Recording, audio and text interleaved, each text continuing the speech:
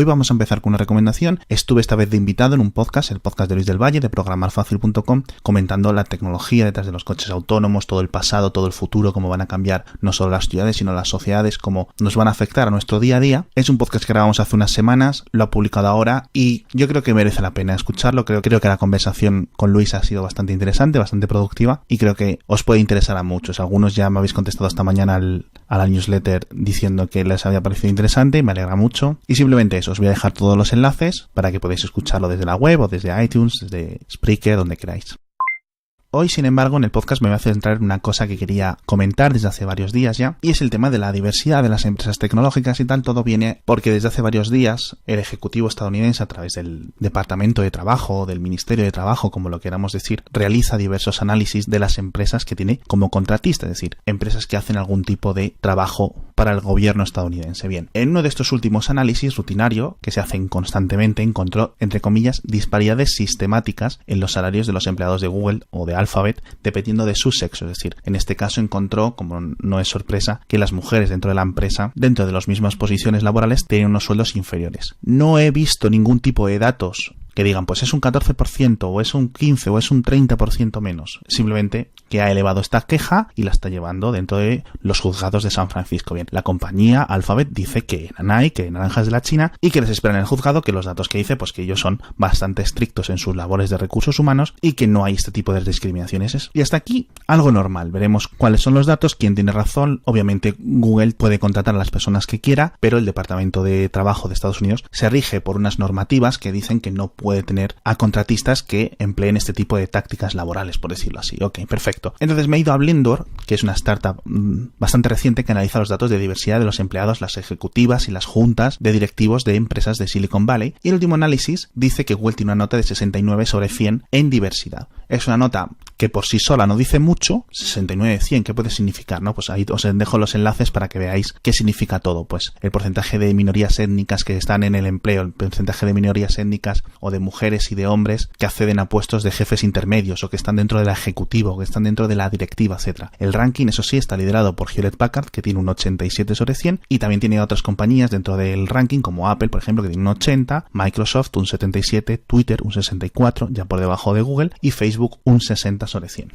Y ahora sí me gustaría comentar un par de notas sobre la diversidad de la fuerza laboral de estas compañías tecnológicas multinacionales. Puede parecer especialmente complicado o complejo, incluso contraintuitivo, ¿no? Cuando se especifica que las compañías deberían aspirar a contratar un porcentaje concreto de personas de un género o de una etnia, pero realmente tiene todo el sentido del mundo, y más en estas compañías tecnológicas como Google, Facebook, Amazon, Apple, etcétera, que tienen un enfoque tan global. No se pide, no se espera tampoco que contraten, ¿cómo decir?, 50% de hombres y 50% de mujeres. Es decir, si una empresa está compuesta por 10.000 personas, pues 5.000 personas justas tienen que ser mujer. Bueno, no se busca. Lo que se evita es que, por ejemplo, si tienes una empresa de 10.000 empleados, solo 1.000 sean mujeres, o que intentes ver por qué estás haciendo esto. Tampoco se busca que la composición étnica de sus trabajadores sea un calco de la sociedad en la que se organizan. Es decir, sea un calco de, por ejemplo, del norte de California, o sea un calco incluso de California o de Estados Unidos o del mundo. No. Simplemente es un objetivo bueno y al que intentar aspirar. Y estas empresas que pueden reclutar talento de tantos y tantos sitios pueden hacerlo mucho mejor de lo que lo están haciendo a día de hoy. Cuando se dice o se habla que no hay discriminaciones, que lo que hay es un sistema meritocrático en el que se contratan a los mejores, suele ser mentira realmente. Tenemos dos sesgos, a grosso modo, por decirlo así. El primero es el de la gente disponible que tienes para contratar. Es decir, tú no puedes contratar para hacer algoritmos de inteligencia artificial, por ejemplo, a alguien que haya estudiado educación física o cuya experiencia profesional sea distinto o que no hable incluso el idioma del equipo en el que va a trabajar. Es decir, tú no puedes ir y contratar a alguien que no hable inglés en Silicon Valley, por ejemplo. Entorpecería el trabajo y se entiende, es una discriminación que es inevitable. Entonces, obviamente, el número de personas a las que puedes contratar se reduce, y más en terrenos complejos como en los que operan todas estas compañías tan avanzados con unas tecnologías muy concretas. Y por otro lado, tenemos un sesgo a la hora de contratar. De este subgrupo de personas solemos ver gente más válida para el puesto a gente con la que el entrevistador comparte más rasgos: edad, etnia,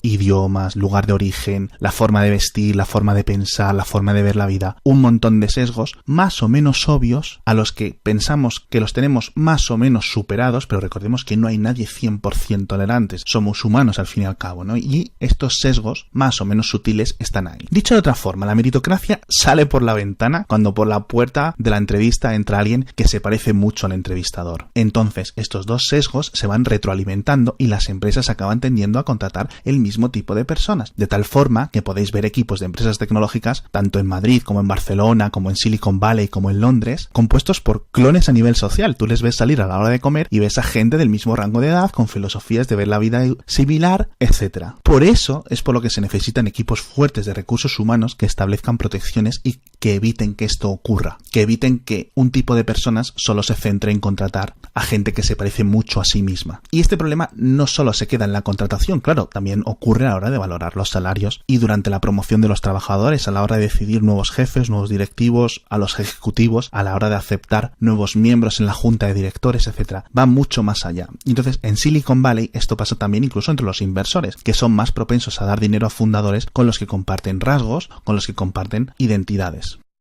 Entonces, pues por ejemplo, Silicon Valley, que lleva operando desde los años 50, según han ido pasando las décadas, resulta que se ha creado una máquina imparable de discriminación en funcionamiento que para muchos es sutil o incluso inexistente y particularmente en concreto para los que no suelen caer discriminados en esta espiral, pero que está aquí, ¿no? Como digo, es especialmente importante la diversidad para empresas como Apple, Google, Facebook, etc., porque aspiran a crear productos universales que sean fácilmente reconocibles, utilizables por todo el mundo, desde el norte de California a una isla en las Filipinas, a Bielorrusia, a Gambia o a Uruguay. ¿Alguna vez os habéis preguntado por qué los países asiáticos tienden siempre a usar estas plataformas, entre comillas, tan raras, llenas de cosas que no entendemos desde Occidente y viceversa? Pues porque están creados por gente que comprende las normas, los estilos y las particularidades sociales de allí y de aquí. Es decir, hay muchos más factores en juego, claro, pero ese es uno de los más importantes. Y ahora un par de ejemplos que yo creo que pueden ser interesantes o ilustrativos. Cuando Apple aspira a crear un iPhone o un Apple Watch que todo el mundo pueda comprender, a que todo el mundo le pueda gustar, tiene que comprender los gustos de los asiáticos, de los americanos, de los europeos, de los africanos, etc. Obviamente, dentro de continentes tan grandes hay muchos cambios, a pesar de que Internet y el siglo XXI nos han homogeneizado un poco todo, pero aún así, con lo cual, si los equipos de desarrollo y de diseño de Apple están todos educados en 2-3 universidades y todos los ingenieros y diseñadores que han trabajado en la creación del iPhone o del Apple Watch forman parte de un mismo grupo demográfico, seguramente haya cosas que se les escapen y cuando están diseñando un producto global van a encontrarse con que realmente no es global, sino que se adapta a sus gustos, de forma consciente o subconsciente. Otro caso, cambiando a Google, por ejemplo, ¿por qué en Asia todos los fabricantes hacen siempre los mismos cambios en Android? Le ponen más colorido, los botones más redondeados, los iconos también, añaden las mismas aplicaciones concretas, especialmente diseñadas y pensadas para los que van a ser sus clientes, pues porque conocen el mercado en el que se van a vender. Si Android estuviera diseñado por un equipo más global, más variado de demográficos, que no lo digo que lo esté, no tengo datos, quizá Android tuviera otro aspecto. O por ejemplo, si Android estuviese desarrollado por una empresa asiática, tendríamos fabricantes europeos y estadounidenses cambiando los colores y los iconos para adaptarlos a lo que nos gusta más por estas zonas, ¿no? ¿O por qué pensáis que fue Samsung la primera empresa mundial que empezó a hacer teléfonos grandes? Porque Samsung pronto identificó que los consumidores asiáticos preferían teléfonos grandes. Nunca hubiera sido, por decirlo así, Nokia o BlackBerry, si fue Samsung la que vio la oportunidad, pues porque Samsung no es que tuviera un equipo global, pero justo particularmente vio una preferencia dentro del conjunto asiático de consumidores. Entonces, si Apple o BlackBerry hubieran tenido equipos más globales de diseño, hubieran a lo mejor podido identificar antes esta tendencia hacia los teléfonos móviles más grandes y les hubiera hecho mejorar sus productos.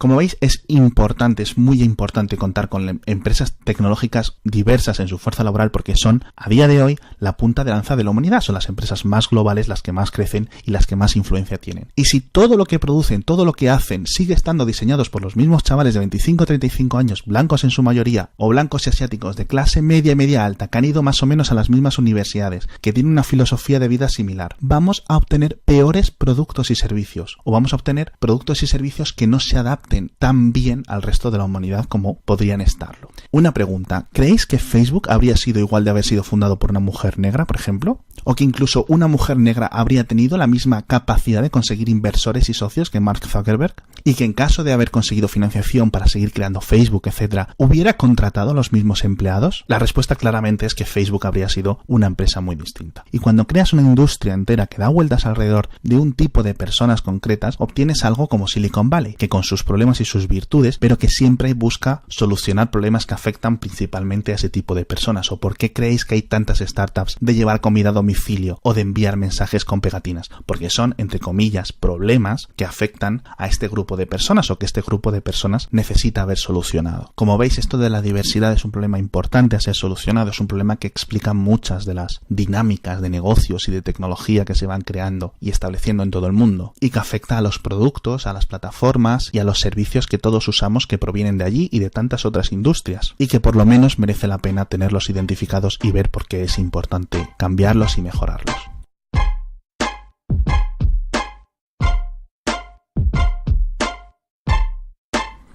Mixio es una publicación diaria sobre tecnología creada por un servidor, Alex Barredo.